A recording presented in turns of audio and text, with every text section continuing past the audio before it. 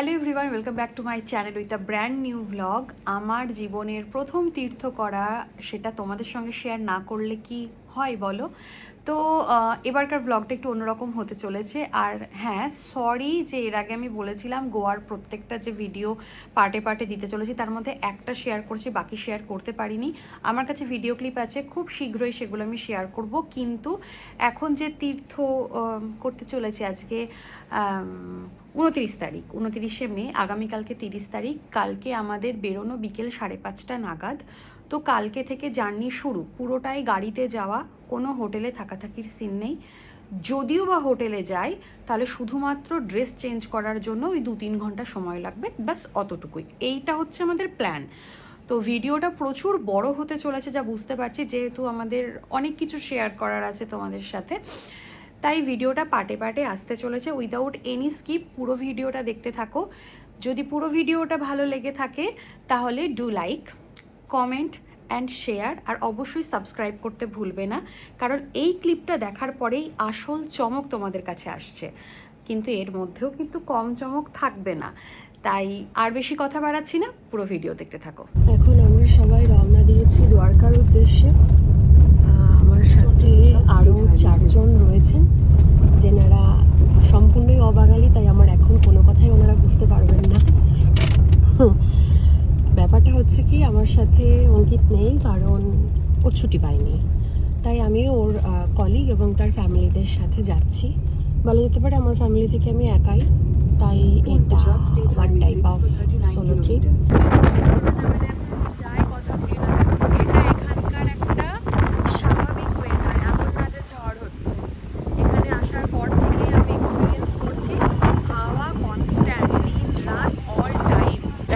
গাড়ি থেকে নেমেছি সবাই চায়ের ব্রেক নেওয়ার জন্য। বড্ড চা পাচ্ছিল। ভাই ये कौन सी जगह है? ये कौन सी जगह है? वासद। হ্যাঁ, ওই যা বললো তাই, উচ্চারণ তো ঠিক করতেও পারলাম না, কিছুই না। যাই হোক, টি ব্রেকের পরে আমাদের আবার জার্নি শুরু হবে। বাজে ঘড়িতে পাক্কা 10টা, আর আমরা নেমে পড়েছি ডিনার করার জন্য। কি জানি জায়গাটার নাম কি, সব গুজরাটি ভাষায় লেখা আছে। এই যে এনাদের সাথে এসেছি, মানে আমরা একসাথে 5 জন। এতে সব গুজরাটি ভাষায় লেখা, কিচ্ছু বুঝছি না বাবু। এখানকার অ্যাম্বিয়েন্সটা বেশ সুন্দর, কিন্তু ঘটনা হচ্ছে একটা গুজরাটি লেখা কিছু বুঝতে পারছি না। ইংলিশে লেখা আছে ঠিকই, কিন্তু সেটা জাস্ট এই গুজরাটি ভাষাটাকে লেখা ইংলিশে, কিছু চাই বুঝতে পারছি না। নিজের মতন করে বলে বলে বোঝানোর চেষ্টা করছি। এসব কি ভাই, আমি কি ঝামেলায় পড়েছি খেতে বসে। যেহেতু গুজরাটি খাবার আমি কিছুই বুঝলাম না, সেই জন্য মানে আমি যাদের সাথে এসেছি ওনারাও যে এমন কিছু বোঝেন তা না, তবে যেহেতু অঙ্কিতের কলিগ, তাই গুজরাটে চাকরি করছেন যেহেতু কিছুটা বোঝেন, উনি বললেন যে আপনি ছাড়ুন, আমি নিজের মতন বুঝে সুঝে খাবার অর্ডার করছি। তো তার মধ্যে প্রথমে রেখেছে এই পাঁপড়, এ পনির বাটার মশলা, ঠিক আছে, ওই একটাই বুঝলাম, আর বাকি কী ছাই কে জানে।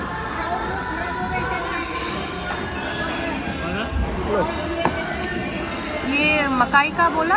हाँ, मकाई की रोटी। मकाई की रोटी, ये प्लेन रोटी है, ये जवार की रोटी है। জওয়ার কে রুটি। তাহলে বোঝো কত রকমের রুটি, যা খাইনি তা সব খেয়ে ফেলবো গো। ওটা বোধ হয় ও কে? ये काजू काजू और उसका सब पूरा मिक्स है। আচ্ছা, কাজু মিক্স, काजू पालक। কাজু পালক, पालक এটা তো বুঝলাম। ये इसका नाम क्या है?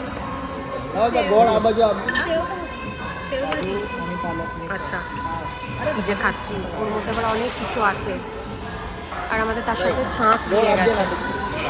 অদ্ভুত রকম একটা ব্যাপার আছে এখানে, এরকম প্লেটে দেয়, মানে এরকম বাটিতে করে দেয়, তার মধ্যে থেকে বেশ কিছু জিনিস, আচার, কাঁচা আম, অনেক কিছু দেয়। তার মধ্যে আমার খাওয়া হয়ে গেছে কিছু, দেখা যাক।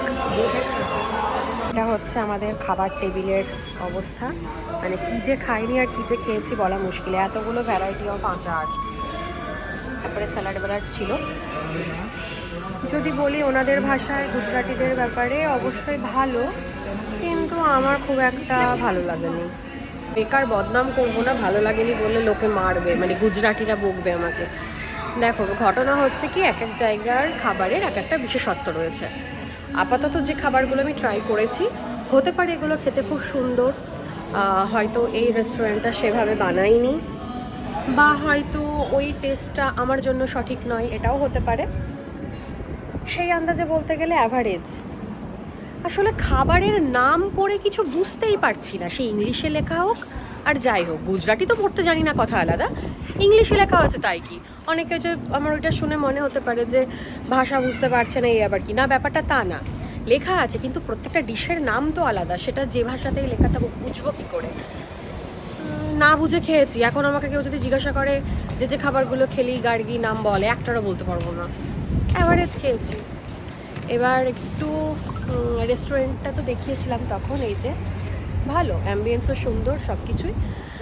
এবার আমি আর तुम्हारा नाम क्या है? निकिता। देखो कितने देर तक हम लोग एक साथ हैं लेकिन एक दूसरे का नाम नहीं पता। छी তো हम दोनों মানে আমরা দুজন এখন একটু হাঁটাচলা করছে এই দিকটায়। খাবারটা একটু হজম হয়ে গেলে এবার আমরা আবার রওনা দেব। খাওয়া দাওয়া শেষ করে আমরা আবার রওনা দিয়ে দিয়েছি আমাদের দ্বারকার উদ্দেশ্যে। এখন বাজে 11:30।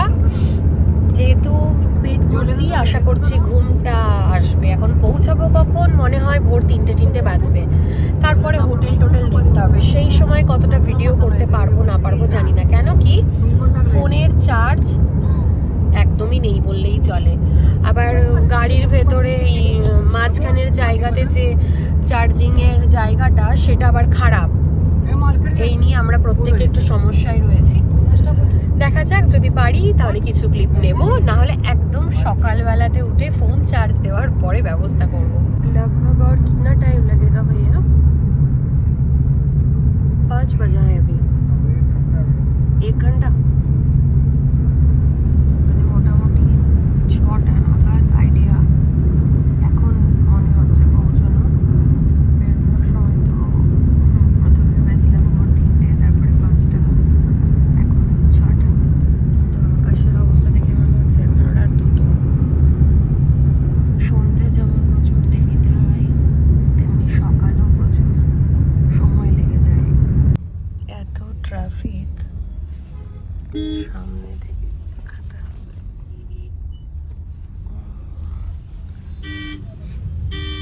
সব দ্বারকার উদ্দেশ্যে যাচ্ছে।